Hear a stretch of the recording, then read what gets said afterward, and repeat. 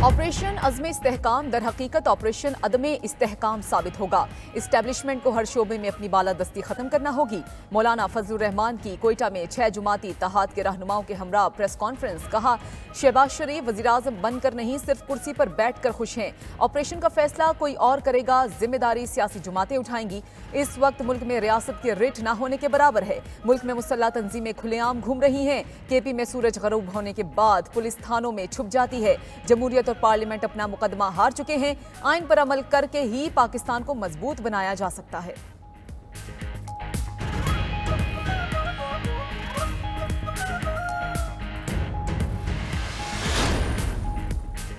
Apex committee में एक नाम अज़्म इस्तेहकाम आया, लेकिन ऑपरेशन का जिक्र नहीं था। वज़ीर आला केपी अली अमीन गंडापुर की मीडिया से गुफ्तगू। बोले, एपेक्स कमेटी में एक पॉलिसी बनाई गई।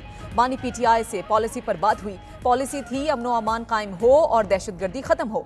दहशतगर्दी का मुकाबला अवाम के बगैर नहीं कर सकते। पाकिस्तान में हम अमन बिल्कुल चाहते हैं। 9 मई कैसे हुआ, किसने किया, पता लगना चाहिए। बतौर वजीर खारजा बिलावल भुट्टो पूरी दुनिया गए, मगर हमसाया मुल्क अफगानिस्तान नहीं गए। आज भी अफगानिस्तान से बात न करने का नुकसान हो रहा है।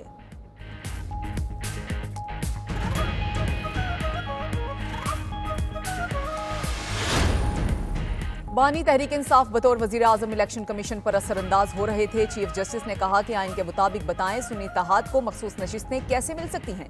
जस्टिस जमाल खान मंदोखेल ने कहा कि जिन्होंने इलेक्शन लड़ने की जहमत ही नहीं की, उन्हें क्यों मखसूस नशिस्तें दी जाएं।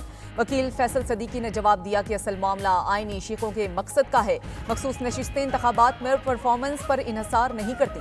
चीफ जस्टिस ने वकील को अपनी तशरीह से रोक दिया। कहा कि हम इलेक्शन कमीशन और आपकी तशरीह के पाबंद नहीं, आइन में दर्ज अल्फाज के पाबंद हैं। वकील ने कहा कि मजबूरी में सुन्नी इत्तेहाद काउंसिल में गए। चीफ जस्टिस ने कहा कि मजबूरियों पर जाएंगे तो मुल्क नहीं चलेगा। कल को सुन्नी इत्तेहाद काउंसिल कंट्रोल करने वालों का मूड बदला तो आप कहीं के नहीं रहेंगे।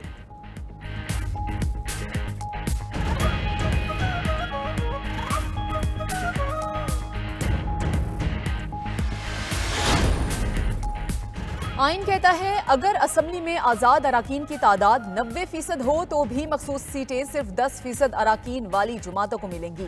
हमने हलफ आइन पर उठाया है, सिर्फ ये देखेंगे आइन में क्या लिखा है। चीफ जस्टिस काजी फायजीसा के रिमार्क्स। जस्टिस मुनीब अख्तर ने कहा कि आइन ये भी कहता है सियासी जुमात को मखसूस नशिस्तें उसकी जीती हुई नशिस्तों के तनासुब से ही मिलेंगी, उसके तनासुब से ज्यादा सीटें नहीं दी जा सकती। वकील फैसल सदीकी ने कहा कि आइन में कहीं नहीं लिखा कि फहरिस्त इलेक्शन से पहले जमा करानी है। चीफ जस्टिस ने कहा कि अब तक यही होता आया है, अब आप नया सिस्टम सामने ले आए हैं। वकील ने कहा कि नया सिस्टम नहीं, मसला सामने आया है। चीफ जस्टिस ने कहा कि मसला भी तो आपने ही पैदा किया है। वकील ने जवाब दिया कि मसला इंतखाबी निशान केस की वजह से पैदा हुआ। पूरा मामला इस वक्त कंफ्यूजन का शिकार हुआ जब पीटीआई से निशान ले लिया गया। इलेक्शन पर सवालात उठाए गए। जो कुछ 2018 में हुआ वही अभी हुआ। जिन्होंने प्रेस कॉन्फ्रेंसेस नहीं की उन्हें उठाया गया। लेवल प्लेइंग फील्ड ना मिलने का कहा गया। ये बातें सबके इल्म में हैं। क्या सुप्रीम कोर्ट इस पर अपनी आंखें बंद कर ले? दौरान समात जस्टिस अतर मिनल्लाह के रिमार्क्स। जस्टिस जमाल खान मंदोखेल ने कहा कि जिसको लेवल प्लेइंग फील्ड नहीं मिली वो हमारे सामने क्यों नहीं आए। चीफ जस्टिस ने कहा कि क्या तहरीक इंसाफ को हमने कहा था कि इलेक्शन ना कराएं।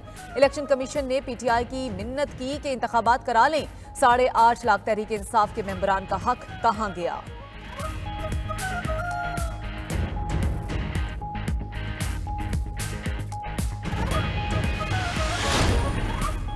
उम्मीद है सुप्रीम कोर्ट से हमें हमारी 77 मखसूस सीटें मिलेंगी। चेयरमैन पीटीआई बैरिस्टर गौहर की मीडिया से गुफ्तगू। बोले कि पीटीआई ने अपने उम्मीदवारों की लिस्टें इलेक्शन कमीशन को दी थी।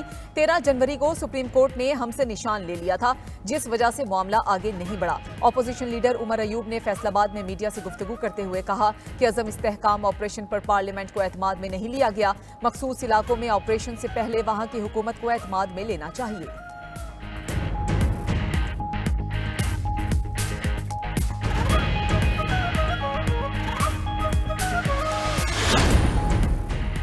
पाकिस्तान तहरीक इंसाफ के पार्लियामेंटेरियंस का बानी पीटीआई की रिहाई के लिए एहतजाज। मेंबर्स कौमी असम्बली का पार्लियामेंट से सुप्रीम कोर्ट तक पैदल मार्च। बैरिस्टर गौहर, अली मोहम्मद खान, रियाज फितियाना और दीगर के बानी पीटीआई को रिहा करोगे नारे। उधर बानी तहरीक इंसाफ ने नाअहली के खिलाफ अपील की जल्द समात के लिए सुप्रीम कोर्ट में दरखास्त दायर कर दी। मौकिफ अपनाया कि मुकदमात और जेर इल्तवा अपील की वजह से वो ज़िमनी इंतखाबात में हिस्सा नहीं ले सकते। अदालत नाअहली के खिलाफ अपील को जल्द समात के लिए मुकर्रर करे।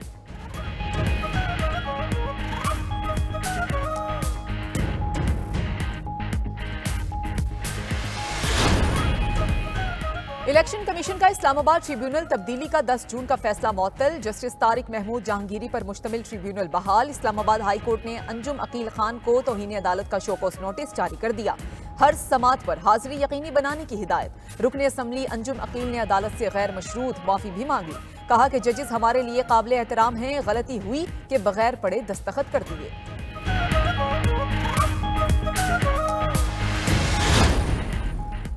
मुल्क भर में गर्मी का राज बरकरार। मैदानी इलाकों में मौसम शदीद गर्म, हब्स से बुरा हाल। कराची शदीद गर्म और मरतूब मौसम की लपेट में है। कराची में पारा 41 डिग्री तक पहुंच गया, शिद्दत 48 डिग्री तक महसूस। दादू और लाड़काना में दर्जा हरारत 43 डिग्री सेंटीग्रेड रिकॉर्ड। जैकबाबाद और नवाबशाह में भी पारा 43 डिग्री सेंटीग्रेड को छू गया। लाहौर में दर्जा हरारत 41 डिग्री सेंटीग्रेड रिकॉर्ड। मुल्तान में भी पारा 41 डिग्री सेंटीग्रेड को क्रॉस कर गया।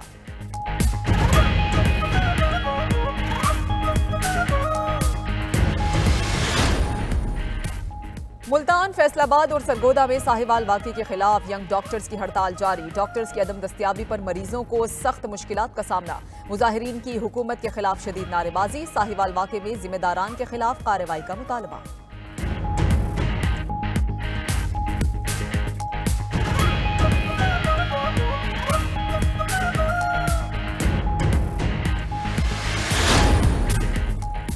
फलों की पैदावार के हवाले से मशहूर तहसील ज़ाहरी में पानी की ज़ेरे ज़मीन सतह खतरनाक हद तक गिर गई। शदीद गर्मी के बायस कुदरती चश्मे खुश्क होने लगे। पानी की किल्लत के बायस सरसब्ज बागात को भी खतरात लाहक हो गए। माहिरीन के मुताबिक डैम्स तामीर ना किए गए तो पीने का पानी भी नायाब हो जाएगा।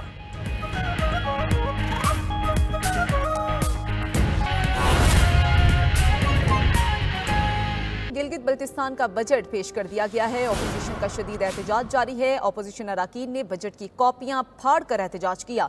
ऑपोजिशन ने वजीर खजाना इंजीनियर इस्माइल का घेराव किया है, बाजे बजाते रहे। आपको बता रहे हैं इसी हवाले से कि गिलगित बल्तिस्तान का बजट पेश कर दिया गया है। ऑपोजिशन का शदीद एहतजाज जारी है। ऑपोजिशन अराकीन ने बजट की कॉपियां फाड़ कर एहतजाज किया है। ऑपोजिशन ने वजीर खजाना इंजीनियर इस्माइल का घेराव किया है, बाजे बजाते भी रहे और अभी भी ये एहतजाज जारी है, जिसको आप अपनी टीवी स्क्रीन पर मुलाहिजा कर सकते हैं। गिलगित बल्तिस्तान का बजट आज पेश किया गया है। मजीद इस हवाले से हमें बताएंगे हमारे नुमाइंदे मेराज आलम। मेराज, बताइएगा, अपोजिशन शदीद एहतजाज कर रही है, क्या मुतालबात कर रही है अपोजिशन? जी बिल्कुल, गिलगित बल्तिस्तान की हुकूमत ने माली साल 2024 का जो तखमीना बजट है, 40 अरब रुपए का जो तखमीना बजट है वो पेश कर दिया गया है। दूसरी तरफ अपोजिशन के जितने भी अरकान है, इन्होंने हंगामा खड़ा किया है, बाजे बजाकर असम्बली में भरपूर एहतजाज किया है। उनका मौक़िफ़ था कि ये अवाम दोस्त बजट नहीं है, हमसे मुशावरत नहीं किया गया है। ये जो गिलगित बल्तिस्तान असम्बली में पेश किया हुआ बजट है वो खानापुरी है। दूसरी तरफ गिलगित बल्तिस्तान की सूबाई हुकूमत का वजीर खजाना इंजीनियर इस्माइल ने बजट पेश किया है, जिसका टोटल जो तखमीना बजट है वो 1,40 अरब रुपए रखा गया है। जिसमें तरक्याती बजट 86 अरब रुपए, गंदम सब्सिडी के मद में 18 अरब रुपए रखा गया है। सरकारी बजट का मजमूई तौर पर 34 अरब से ज्यादा रकम मुख्तस किया गया है। तरक्याती बजट में PSDT और फॉरेन इन्वेस्टमेंट इनिशिएटिव के लिए 10 अरब रुपए मुख्तस किया गया है। आपको बताता चलूँ कि पावर जो शोबा है उसके लिए अच्छी खासी बजट में रकम मुख्तस की गई है। हेल्थ का जो डिपार्टमेंट है उस पर तवज्जो दी गई है और एजुकेशन पर भी तवज्जो दी गई है। जी मेराज आलम, आपका शुक्रिया।